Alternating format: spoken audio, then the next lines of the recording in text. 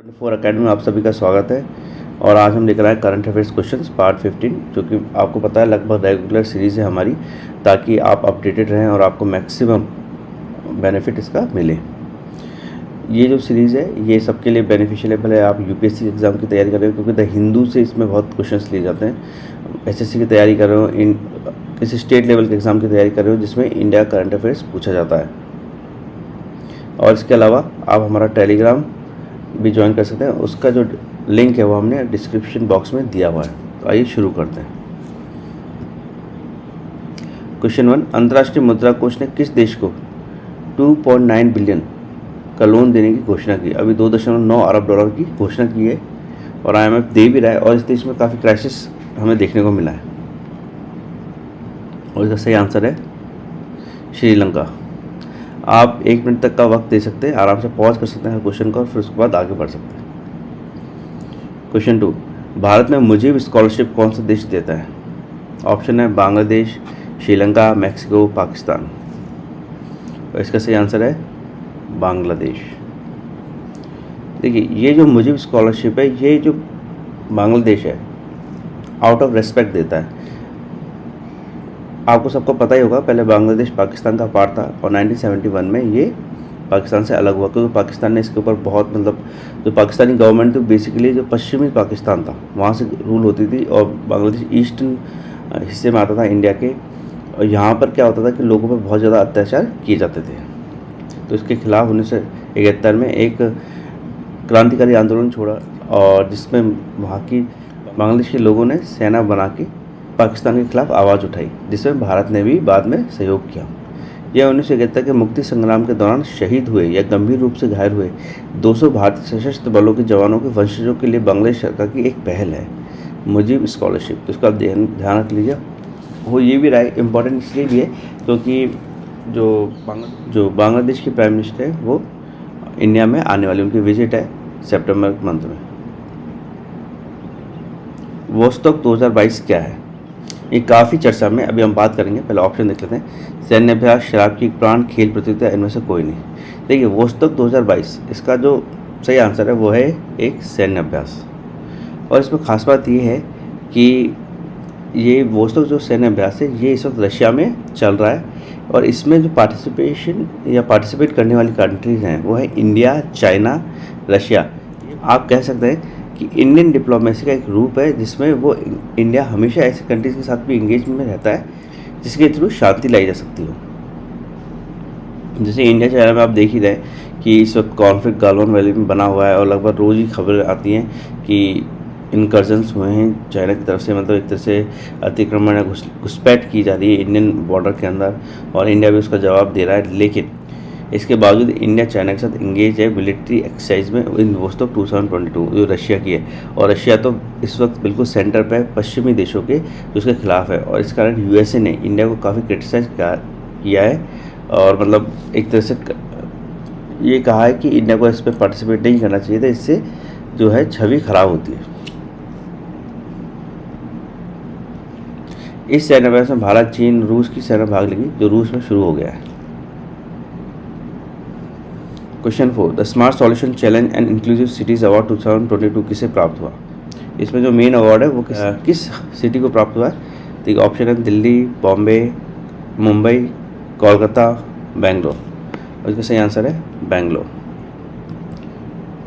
ये पुरस्कार भारत में national institute of urban affairs और यूनाइटेड नेशंस की एक पहल है जो विकलांग व्यक्तियों, महिलाओं, लड़कियों, वरिष्ठ नागरिकों को शामिल करने की शहर स्तरीय चुनौतियों का समाधान करने के लिए दिया जाता है। असल में इसमें क्या होता है कि जो डिज़ाइन वगैरह बन रहे हैं उसमें इंक्लूजन है कि नहीं, विकलांग व्यक्तियों का, महिलाओं का आसानी से आ जा सकते हैं कि नहीं, उनके लिए इजी है कि नहीं।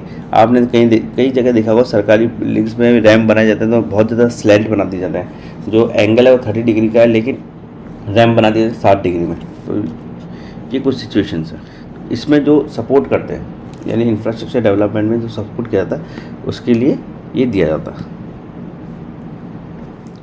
क्वेश्चन 5, राज्यसभा में इनमें से कौन से सदस्य मनोनीत सदस्य हैं? पी.टी. उषा, इलैयाराजा, वी विजेंद्र प्रसाद गारू, डी वीरेंद्र हेगड़े।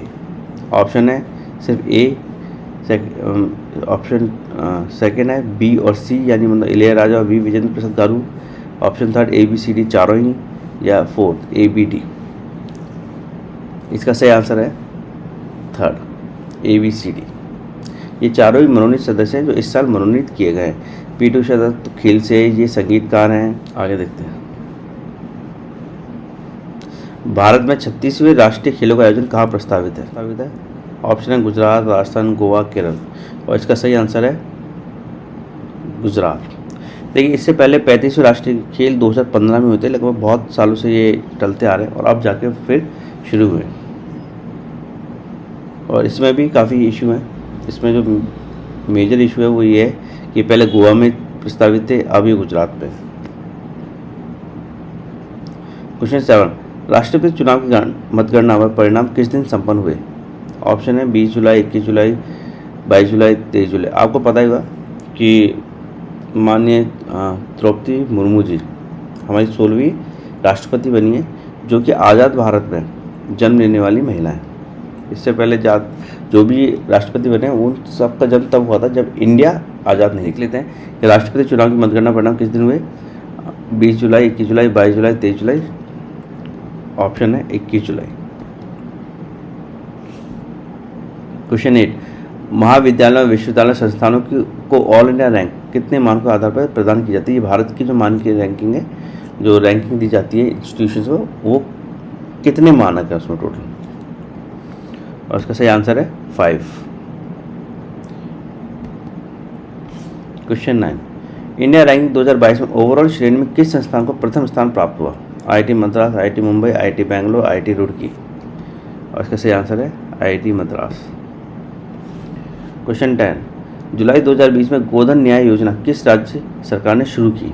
ये गोधन न्याय योजना है, और इस योजना में क्या था कि पहले गोबर खरीदते थे वो सरकार, अब उसमें जो गाय मूत्र है उसको भी राज्य सरकार खरीदेगी। ऑप्शन राजस्थान, छत्तीसगढ़, मध्य प्रदेश, उत्तर प्रदेश। और इसका सही आंसर है छत्तीसगढ़।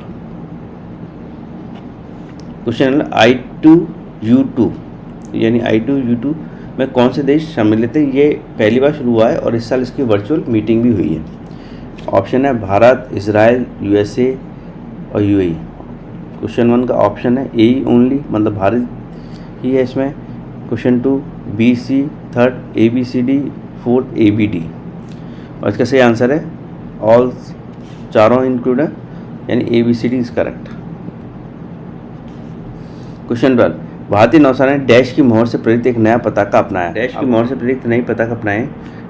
आपको पता ही होगा कि इंडियन जो नेवी में एयरक्राफ्ट कैरियर जो इंडिया में ही बना हुआ है, इंडिजिनियसली बिल्ट एयरक्राफ्ट कैरियर, वो शामिल किया गया है। उसका नाम है INS विक्रांत। आप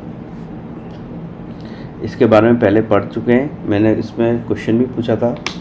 अब उसमें और कुछ चेंजेस हुए हैं कि जो नेवी है उसने अपना जो सिंबल है उसमें भी थोड़े परिवर्तन हुए हैं, उसको बहुत थोड़ा और इंडियनाइज किया गया है। पहले जो सिंबल था वो जो ब्रिटिश टाइम था उससे ज़्यादा प्रेरित था, अब इंडिया के राजा की ही मोहर इस्तेमाल की गई है उस सिंबल को बनाने में। तो इसका ऑप्शन है महाराज अशोक, छत्रपति शिवाजी और महान चोला राजा, या इनमें से कोई नहीं।